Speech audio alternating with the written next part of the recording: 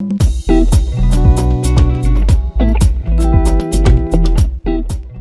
guys, welcome to our property investment tips series. Today I'm joined again with Sam Hyman, Lendi's Inside Sales Director, to share with you guys some of his top tips on how to maximize cash flow on any investment property. So welcome again, Sam. Hey Quinn, how you going? Yeah, I'm really good, thanks. Sam, let's just dive straight in. What ways can investors increase cash flow on their investment properties? Look, I think there's a number of ways, and if we talk to the first part around, changes to your property, some of which can be quite simple and can add quite a lot of value to potential renters to increase the rent you can receive on that property. So, a few things that are really stand out, I suppose, benefits to a renter as they go and inspect a property. Small renovations, such as upgrades to the kitchen or installing air conditioning or new carpet throughout the property. Those little things can ultimately make a big difference in the first impression of those potential renters. Awesome. So a couple of small changes that you can make to increase the value of your home and increase that cash flow. Is there anything else that you can do, potentially like furnishing your property? Yeah, furnishing your property is a great example of, where you can increase your weekly rent that you're requesting. And I think depending on the market that you've got, on the area and the types of renters that are going to be there, such as, corporate visitors who are going to look for, professionals in an area close to the CBD who may look for, a 6 to 12 month stay, or depending on where your property is located, furnishing your property can be a really attractive model for specific renters, and they'll be happy to pay a premium, for the convenience of not having to furnish their own place. And I guess you'd also want to be careful because a lot of tenants may have their own furniture as well. Yeah, that's a really good point, and I think that's where it comes down to. It's really important to, number one, if you're managing it yourself or you have a property manager, to make sure you know the right target market of the renters who are going to be looking at your property. And what if they don't have that substantial savings to make the additional changes and renovate their property? Are there any ways which people can alternatively maximize their cash flow? Yeah, look, there are a number of other ways, and I think one of the most popular ways that we've seen over the last number of years is people converting their investment properties into holiday rentals through websites such as Airbnb.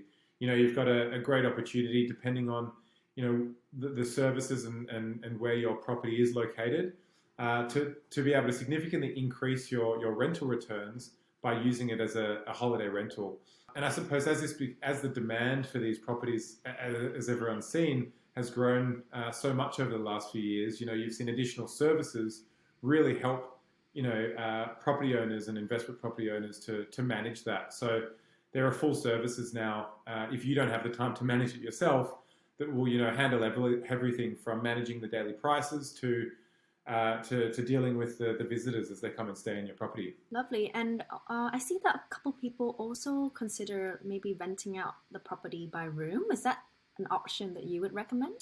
Yeah, I think, look, that's something that's been probably most popular in heavily student populated areas, so close to universities, where you can significantly increase the total return you're getting by turning it into, if you've got a 2 or 3 bedroom, by renting out each bedroom for a different room and turning it into a student style accommodation, or even just subletting each room. And I guess there are a couple of ways as well, like you can increase rent over time as well.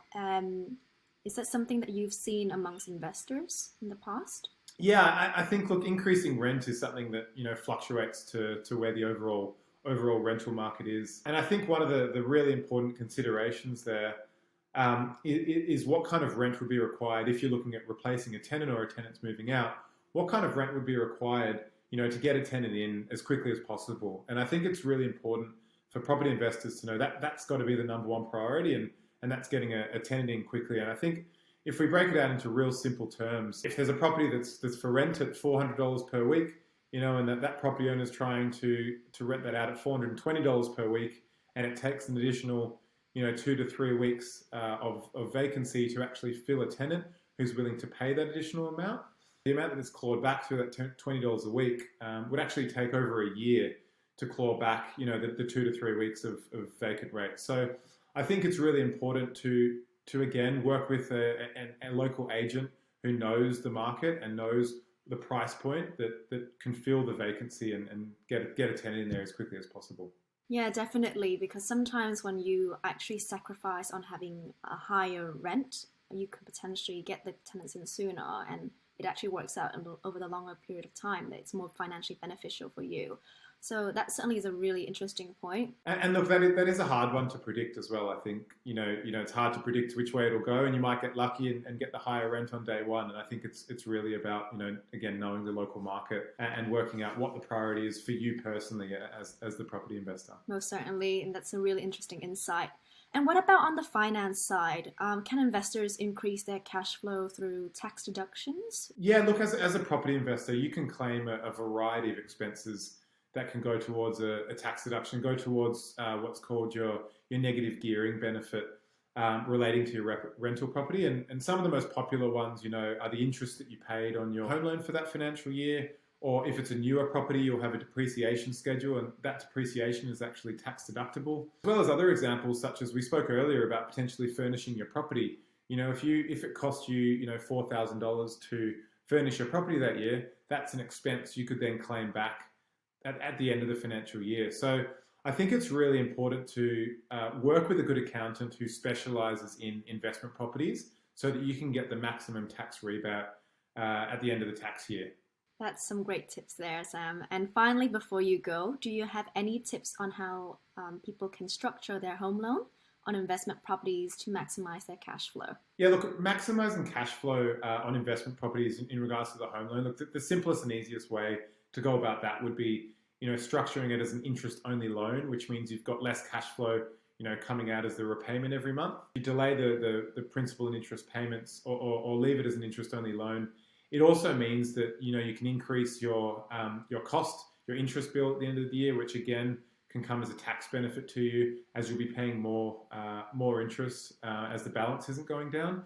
So again, this is something that's really unique to your financial circumstances, whether your property is being negatively geared or positively geared for cash flow circumstances.